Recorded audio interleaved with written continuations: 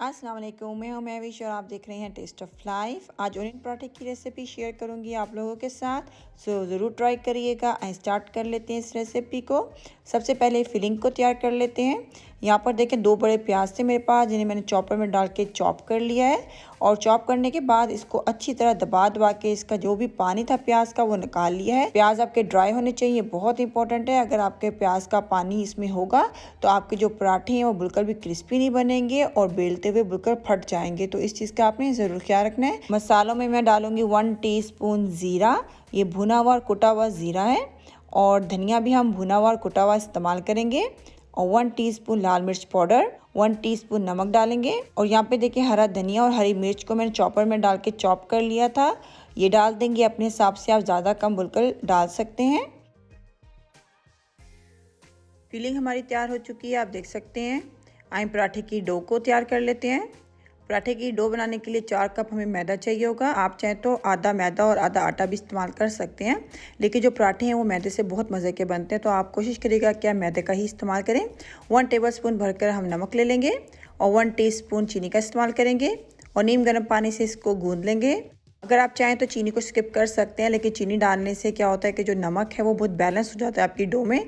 अगर आप चीनी नहीं डालना चाहते आप चीनी को स्किप कर सकते हैं। मैं पराठे की डो को तैयार कर रही हूँ इस मशीन में, लेकिन बिल्कुल भी लाजमी नहीं है कि आपके पास ये मशीन होगी तभी आप ये आटा गूंद सकेंगे। मैंने बहुत से पराठों की रेसिपीज़ शेयर की हैं आप लोगों के साथ, जिसमें मैंने हाथ से ही आटे को गूंदा है, तो आप हाथ से बिल्कुल आटा गूंद सकते हैं। नरम आटा नहीं गूंदना है, थोड़ा सा सख्त आटा हम गूंदेंगे। आप देख सकते हैं डो हमारी बिल्कुल तैयार हो गई है। यहाँ पर देखिए 1 टेबलस्पून ऑयल है, ये डालकर अब डो को थोड़ा सा गूंद लेंगे ऑयल के साथ। ऑयल डालने से ये होता है कि डो बहुत सॉफ्ट हो जाती है आपकी और बेलने में बड़ी आसानी होती है, बिल्कुल भी चिपकती नहीं है। तो इसलिए आपने इस स्टेप पे ऑयल ज़रूर डालना है। तो अब डो हमारी हो गई है तैयार पराठे की। इसको कवर करके आधे घंटे के लिए फ्रिज में रख देते हैं ताकि ये थोड़ी सी सेट हो जाए, फिर हम पराठे बनाना स्टार्ट करते हैं। डो को पड़े हुए आधा घंटा हो चुका है, आप देख सकते हैं हमारी डो माशाल्लाह बिल्कुल सेट हो गई है। आइए अब इससे हम पेड़े बनाना स्टार्ट करते हैं। 2 तरह के जो है मैं आपको तरीके सिखाऊंगी कि आप किस तरह जो है ओनियन पराठा बना सकते हैं। बाकी आपकी मर्ज़ी, आप जिस तरह की फोल्डिंग के साथ ओनियन पराठा बनाना चाहते हैं आप बिल्कुल बना सकते हैं। तो यहाँ पे आप देखें एक मैंने पेड़ा ले लिया था, उसको मैंने बेल लिया था, उसके ऊपर मैंने थोड़ा सा घी लगाया है। अपने घी का ही इस्तेमाल करना है।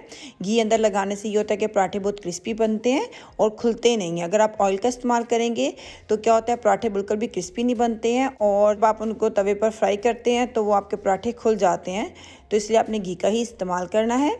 और अगर आप चाहें तो घी को स्किप भी कर सकते हैं, लाजमी नहीं है इन पराठों में आप अंदर घी को लगाएं। घी अंदर लगाना तब ज़रूरी होता है जब हम बलदार पराठे बना रहे हों या लच्छेदार पराठे को तैयार कर रहे हों। तो ये सिंपल हमारा फिलिंग वाला पराठा है, तो इसमें लाजमी नहीं है कि आप अंदर घी लगाएं। तो आप देख सकते हैं इस तरह का बल वाला आप पराठा तैयार कर सकते हैं। ये बहुत मज़े का ऑनियन पराठा तैयार होता है। दूसरा तरीका ये है कि आप 2 पेड़े ले लें, उन रोटियों को आप बेल लें, थोड़ा सा उस पर घी लगा लें और थोड़ा सा मैदा छिड़क लें और उसके ऊपर अपनी फिलिंग रख लें। मैं पराठे में प्याज ज़रा ज़्यादा डाल रही हूँ, आप इससे कम भी डाल सकते हैं।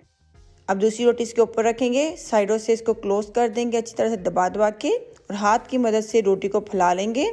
बेलने का इस्तेमाल भी आप कर सकते हैं, लेकिन उससे ये होगा कि फीलिंग आपकी बाहर निकल सकती है, तो आप उस हिसाब से देख लीजिएगा। तो रोटी हमारी बेली गई है, आए से तवे पे डालते हैं।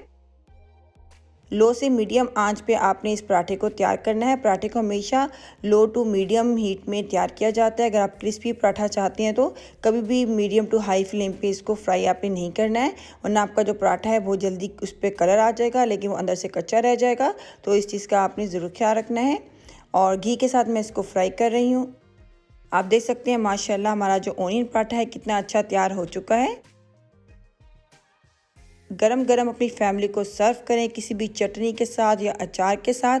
वैसे ये पराठा इतना मज़े का होता है कि आपको इसके साथ कुछ भी सर्व करने की ज़रूरत नहीं है। तो ज़रूर इस पराठे को अपने ब्रेकफास्ट में ट्राई करिएगा और मुझे अपना फीडबैक देना बिल्कुल ना भूलिएगा। इंशाल्लाह नेक्स्ट मिलेंगे एक नई रेसिपी के साथ। अपना ख्याल रखिएगा, दुआ में याद रखिएगा। अल्लाह हाफिज़।